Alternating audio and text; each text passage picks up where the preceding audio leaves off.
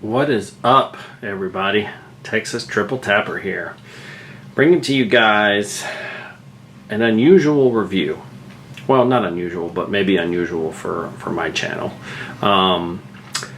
This is a Montblanc pen, but not just any Montblanc pen, but we'll get more into that later. Let's open it up and let it speak for itself. Service guide. Whew. Ooh. She's sexy. I mean, look, just to look at this box. I mean, this is nicer than coffins. You know, I mean, shit, this thing is very nicely appointed. Just thought I'd point that out. Okay, so service guide. All the stuff you're supposed to do in 75 different languages, but let's get to the pen. So this is the Montblanc Meisterstuck 149. This is the pen that you see on TV when you see like a dignitary or some sort of, you know, State Department head, or even, you know, the president of the U.S. I've seen Vladimir Putin use this to sign some sort of a document. This is the pen that they grab, the Montblanc Meisterstuck 149. Excuse me. This pen is absolutely incredible. Let's open her up and take a look here. It is a fountain pen. It is clad in platinum. And I know it's kind of hard to see with the reflection, but all of the trim is in platinum. The nib itself, let's see if we can zoom in here a little bit and get a closer look at this nib and see what it says there. I sometimes forget. I think it says, hang on, let me look off camera right quick, like 1810, something like that. Come on. What that is, let's see if we can, come on camera. Work one time for daddy. Come on. You almost want to. Okay. Oh, anyway. Can't get it to do its thing. But I believe it says 1810. And what that represents is... No, I'm sorry. 4610, I think is what it says. But we'll come back to that. So this is clad in 18 karat gold, the appointments. And that number, what it represents is the height in meters of the Montblanc mountain range in France. So that is what these pens are named after. They are made in Hamburg, Germany. And a lot of people think that this represents the Star of David. It does not. It represents the snow-capped Montblanc mountains. So, I mean, it's because the pen is a German manufacturer named after a mountain range in France, has nothing to do with the Star of David or the Holocaust or anything like that.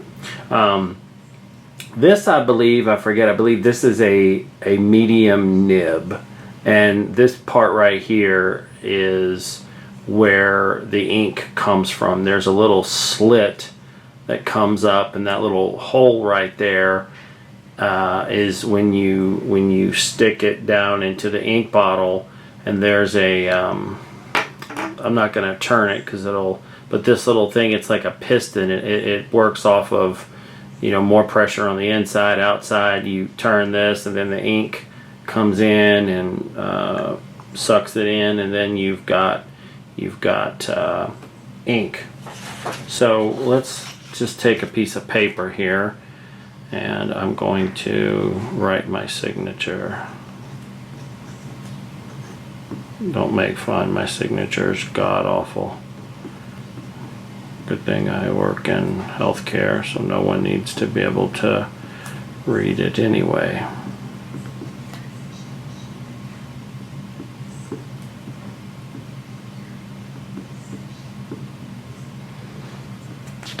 Oh yeah, writes very beautifully. The ink in this pen is actually probably a couple months old, and so in another video I'm going to show you guys how to clean out the chamber and change ink colors if you want. This is obviously black. You can use whatever color you want. I have black and I have blue. It is recommended that you use Montblanc ink, and I mean, if you're gonna spend, you know, $1,100 on a pen, I'd probably use whatever they recommend. Okay, this pen, I mean, it writes so wonderfully. You know, people a lot of times they'll do, you know, these little loops. Don't exactly know what they mean, if they're L's or I's or whatever, but as you can see, I mean, it writes, you know, really, really well. It actually makes a person, I don't know why, today is a great day. Makes a person like actually give a shit about their penmanship. I don't know what it is, but writing with a fine instrument such as this just kind of makes you appreciate the art of writing. And you know, in today's technological world, you know, a lot of people don't write anymore. You know, everything is typed, or you know, they may write with digital pens like on an iPad or something like that. So there's something to be said for you know, taking the time and actually writing down, you know, a handwritten thank you note. I think it adds a little more panache than just sending someone a typed letter. You know, because you're actually taking the time to write it. I think it just carries a little bit more significance. And this was actually a gift from a client of mine. I sure as hell didn't pay that much money for this pen, and so I did all kinds of research on it, and I learned kind of the history of the Montblanc pen. And then when I realized which one I had, I was like, wow, you know, I was really blown away. Not just because, you know, of how much this pen cost, that really didn't have anything to do with it, but kind of more the history behind it. I mean, this pen has seen and done a lot of things, this pen model. And for me, you know, it really fits my hands well, and it just flows so smoothly. I really, really like the way it writes. It tends to favor a heavier grain paper. So I think like most like notebook paper, you know, is like 80 grains or something. So you want to be above that. This is tool paper, and because I have the tool notebook system, and I think it's over 100 grains, and so you know, this paper works really, really well. If you look on the back, there is not any bleed through. It just writes so well. And there are actually, I have one, and I was trying to find it, but I seem to have misplaced it. It was a like a journal type, fiber bound. It didn't have rings or staples or anything like that. It was from Japan, and it was specifically made for using fountain pens. And I wanted to show it in this video, but I seem to have misplaced it. So this tool paper works really, really well. So I absolutely love this pen.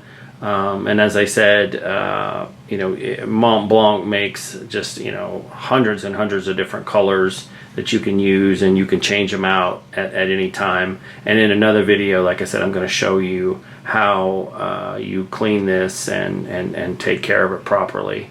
And you know, about the worst thing that may or may not happen is sometimes these nibs, they start to wear down over time.